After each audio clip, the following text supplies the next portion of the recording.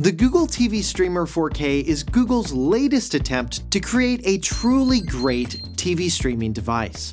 But after spending 6 months with one, is this something that I can recommend most people get over sticking with their smart TV or going with an Apple TV 4K? Google has finally equipped a streaming device with a sufficient processor, along with 4 gigs of RAM and 32 gigs of storage. All of that adds up to an experience that feels speedy enough to actually recommend, which was not the case with their past attempts, which often would slow down over the long term. This one hasn't seemed to do that 6 months later and still feels pretty snappy.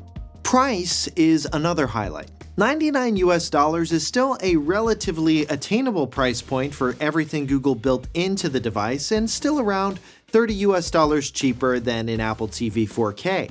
And I'll leave purchase links in the description and pinned comment if you want to see if any sales are currently going on with this device, as well as the other devices covered in this video. And it's easy to learn more about each product and see where else we've covered them by clicking the eye icon at the top right corner of the product card. Back to the price though, I do think that'll still give some people pause. Most TVs nowadays are smart TVs with built-in apps and their own operating systems. Why spend $99 on essentially the same experience with a different remote? Well, a few reasons. One is better performance.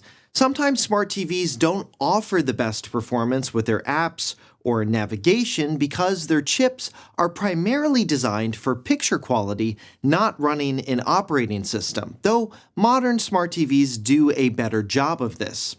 With the TV Streamer, though, you do get Google TV, Google's own software which can personalize entertainment for everyone in your household with their own user profile. You can also easily connect your speakers, Pixel Buds, or other devices to it if you don't have a sound system or soundbar already. And specifically with the Pixel Buds, you can get spatial audio through them from the TV Streamer, though I have to say, I haven't been as impressed with that experience compared to using AirPods and the Apple TV 4K, which just sound better. Plus, you just get a nicer design in some aspects, like with the remote. Think of all of the times that you've lost your remote. Well, Google actually did something about that with their brilliant remote finding feature. To find it, press the button at the back of the unit or ask a Google Assistant from a Google device, "Where's my remote?" The remote has a built-in speaker, so it's really easy to find. The remote's design itself is also pretty nice. It's a bit thicker and larger in size, and I don't find it wedges in between couch cushions as easily. Cast support is a great feature for those with Android phones who want to cast music, media, and other content to the device. If you have an iPhone, not all of the content on your phone can be cast. The apps themselves need to support casting, which can be more limited. One cool thing is if you have an Android device like the S25 Ultra I'm reviewing, when I start playing something on the TV Streamer, a small Now Playing status button appears at the top left of my S25 Ultra, allowing me to control playback directly from the Now Playing view, or even use it like a TV Streamer's remote as well. And this works on other Android devices like Pixel phones and tablets. Another nice touch is the swappable batteries. The remote is also just nicely designed. Google brought the same HDMI CEC experience to the Streamer from their previous Chromecast devices. So when I hit the power button, the Streamer, TV, and my receiver all turn on at once. Google also built an infrared blaster into the front of the remote, and that allows it to learn to turn on various devices, especially if you have a device in your TV setup that doesn't work well with the HDMI CEC standard. YouTube is integrated into the TV interface, so the latest videos from your favorite channels are intermixed with shows, movies, and other content from other streamers. It makes it easy to get back to the stuff I was watching but paused or ran out of time for. Another thing I think a lot of people will dig with the Google TV is the free TV feature, which is made up of channels focused on specific topics or shows that you can flip through. Like here in the US, air disasters, one of my personal favorite genres, though the channels that appear will vary depending on your location. This feature makes it feel like there's always something to watch, which is especially nice if you don't want to pay for every streaming service on the planet. The Google TV Streamer 4K also functions as a Google Home Hub, with a Matter Hub and Thread border router capability built right into it. This means it can serve as a central hub for all of your smart home devices, and Google makes it easy to directly control everything from your lights to your thermostat directly through the TV interface. Speaking of smart home devices, while the Google TV Streamer is great for entertainment, if you're looking for a smart lock that won't break the bank, you should check out this video's sponsor, Deslock, and their brand new D110 Plus smart lock. One of the coolest things about it is their lock view display, which shows you all of the settings and statuses you need right on the lock itself. The D110 Plus also has built-in Wi-Fi, so you get real-time notifications on your phone without needing any hub or gateway. I can unlock it remotely and manage up to 50 different fingerprints using its fingerprint sensor. Deslock claims it can unlock in under 0.3 seconds with 99% accuracy. It has 6 different ways to unlock: fingerprint, PIN code, the app, voice control through Alexa or the Google Assistant, traditional keys, and even key fobs. It's also built tough with an IP54 rating, so it's dust-proof, waterproof, and has a corrosion-resistant PCB with anti-condensation protection. Deslock claims it'll run up to 6 months on just 4 AA batteries, and if they ever die, there's USB-C emergency charging built right in. For under $100, the Deslock D110 Plus offers features that typically cost twice as much. And if you want to pick one up for yourself, you can use our link in the description to get a Deslock 110 Plus, and thanks again to Deslock for sponsoring today's video. Now, what features have I not found myself using 6 months later? First up is the Google Photos integrated screensaver. I don't usually keep my TV on in standby mode so long, but if I did, this feature is great. It turns your TV into a giant Nest Hub or Pixel tablet, both of which I've reviewed. Another thing I haven't used because I forget it's there half the time and haven't quite gotten that muscle memory yet, but do think is a welcome change, is the TV Streamer's remote has this new favorite button which replaced the input button on the Chromecast with Google TV.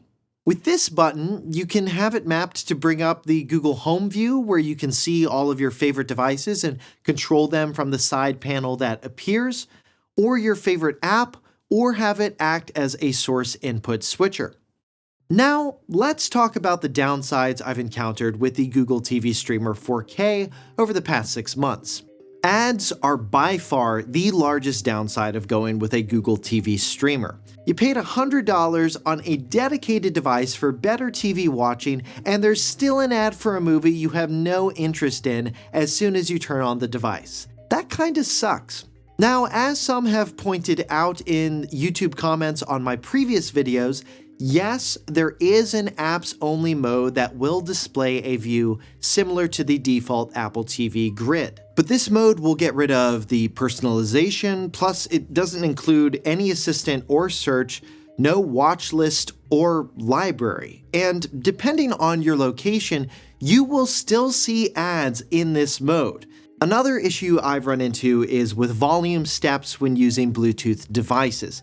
There just simply aren't enough of them, so I find the volume to either be a bit too loud or too soft, but never just right. This is an issue I've had with Android devices from time to time, so I'm wondering if this is a carryover of that into the Google TV software. But it's definitely something I don't have an issue with on the Apple TV 4K. Speaking of Apple, another downside I've encountered on the TV Streamer is actually with the Apple TV Plus app. Its performance has occasionally had some issues, where I've seen occasional flashes while watching content. I've noticed that some other TV platforms have issues with this app as well, so it's probably more of an issue with the app rather than with the TV Streamer itself, but something to still be aware of. It also takes forever to scroll down to the watch list on Google TV. Another downside is the Google TV Streamer 4K doesn't support multiple Bluetooth devices at the same time. Another frustrating thing is there's no multitasking view to quickly force quit an app that's not responding. To do this, you have to go into Settings, then Apps, and then find the app and force quit it. The last slight downside involved setup, which was overall straightforward utilizing the Google Home app to do it, though mine did get stuck on a blue screen for a few minutes after restarting. But that was kind of weird. I actually had to hit the power button to bring the TV streamer's picture back up on the TV. So after spending 6 months with one, do I recommend getting a Google TV Streamer 4K? Maybe. If you already have a TV with Google TV built in, like my Sony OLED, I don't think you need to spend $100 to get this. You'll have the same software plus a TV you can already cast to from Android and other devices. Now, if you have a Roku TV, Fire TV, or TV with another OS that's been working fine, should you go with this? I do think Google's software here is very good. The performance has actually been great overall, and the personalized feeds and integration with Google's ecosystem are great. Plus, I love having an Ethernet connection and great picture quality with Dolby Vision and HDR10+, and great sound with Dolby Atmos support, though note you might need a new HDMI cable to get picture quality in those standards. I'll leave a link to the ones I use in our products link found in the description and pinned comment. Now, did Google build something that can directly compete with the Apple TV 4K? 6 months later, I still don't think so. They're close. It has some things I wish the Apple TV 4K had, but Google failed to ultimately ship a device that feels as premium and as solid as an Apple TV 4K.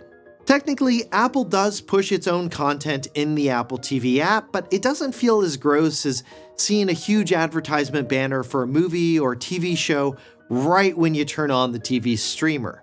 Apple's industrial-designed remote also just feels nicer to use overall, and I've had no performance issues with any app on the Apple TV 4K. And maybe one of the most important features Google missed out on, audio sharing. So you and someone else can stream the same audio from the Apple TV 4K to 2 sets of AirPods. And Apple's spatial audio still just sounds way better than Google's in my experience. So, who should get the Google TV Streamer 4K?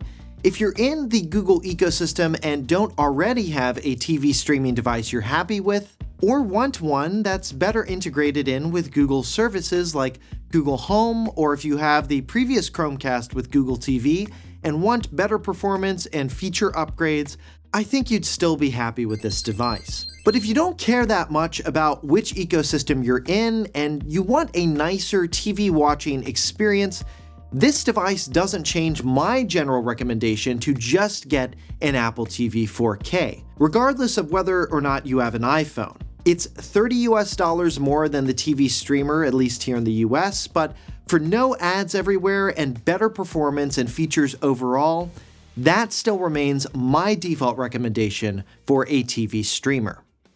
And if you want to see my review of the latest Apple TV 4K, you can click here to see that, or click here for a more in-depth comparison between the Apple TV 4K and Google TV Streamer 4K.